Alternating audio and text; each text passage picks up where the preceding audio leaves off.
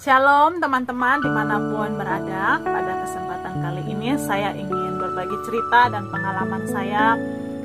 Atas seizin Tuhan saya itu dinyatakan positif COVID-19.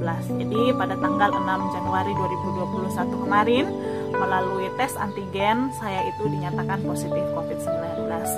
Lalu sebelum hari Rabu saya melakukan tes, hari-hari sebelumnya saya sudah merasakan beberapa gejala, mulai dari flu, batuk, demam, dan semua tulang-tulang di badan saya ini begitu sakit. Jadi awalnya saya berpikir bahwa saya hanya kecapean atau saya mengalami flu biasa. Tetapi pada hari Senin saya mulai merasakan satu gejala yang belum pernah saya alami dalam sepanjang saya hidup, yaitu hilangnya rasa penciuman. Jadi saya mulai konsultasi dengan salah satu dokter dan beliau mengusulkan saya untuk saya segera melakukan tes, dan hasil tes antigen saya itu saya dinyatakan positif COVID-19.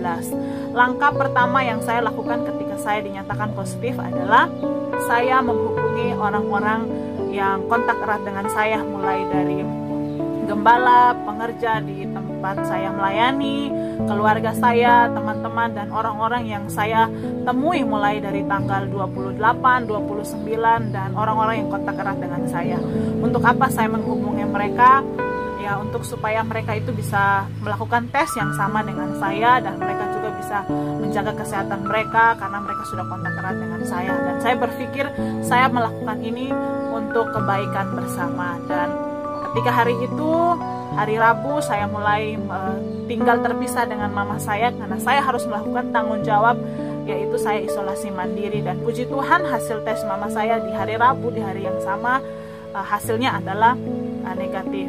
Dan pada tanggal 12 Januari 2021, setelah 1 minggu, saya kemudian melakukan tes swab PCR, dan puji Tuhan pada tanggal 2 Februari 2021 kemarin saya menerima hasil, dan oleh anugerah dan kesempatan yang Tuhan berikan kepada saya dinyatakan negatif dari COVID-19. Dan yang saya ingin bagikan buat teman-teman di luar sana, bagi siapapun yang terkena COVID saat ini, yang masih karantina mungkin, yang masih isolasi mungkin di rumah ataupun di rumah sakit, tetap semangat, tetap bersukacita, tetap tenang.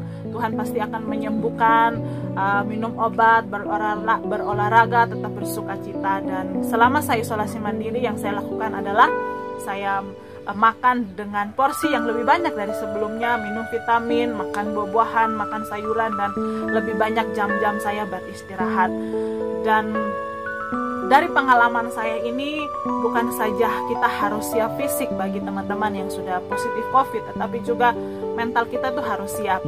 Dan pengalaman yang saya alami adalah saya harus siap menerima ketika saya harus dicibir oleh orang-orang, saya harus siap menerima ketika saya disalahkan oleh orang-orang, saya harus siap menerima ketika saya dikatakan pembawa virus, saya harus siap menerima ketika saya digosipkan bahwa saya sudah sangat sekarat dan begitu menderita, padahal kenyataannya saya di rumah ketika melakukan isolasi mandiri begitu menikmati, dan saya sangat senang, dan semuanya berjalan di dalam rencana dan kehendak Tuhan. Dan sampai hari ini saya dinyatakan negatif, dan saya boleh sehat, dan atas seizin Tuhan saya bisa melakukan aktivitas saya seperti biasa, mulai dari saya akan kuliah, dan saya akan juga melayani Tuhan. Dan ini pelajaran penting bagi teman-teman di luar sana, dan siapapun, kalau misalnya ada tetangga kita, keluarga kita, teman kita, kerabat kita, jemaat kita, atau siapapun yang terkena COVID,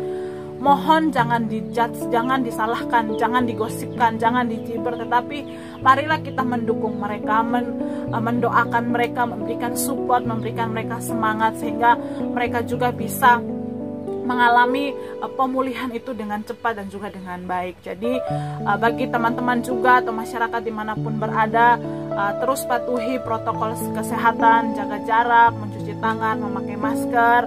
Kalau kita berada di kerumunan, kalau kita ketemu teman-teman yang atau keluarga kita yang belum memakai masker, tolong kita saling mengingatkan satu dengan yang lainnya, karena ini berhubungan dengan kepentingan atau kebaikan kita bersama. Kalau kita saling mengasihi, saling menyayangi, kita harus menjaga jarak, memakai masker, dan mencuci tangan, dan tentunya patuhi protokol kesehatan dimanapun teman-teman berada.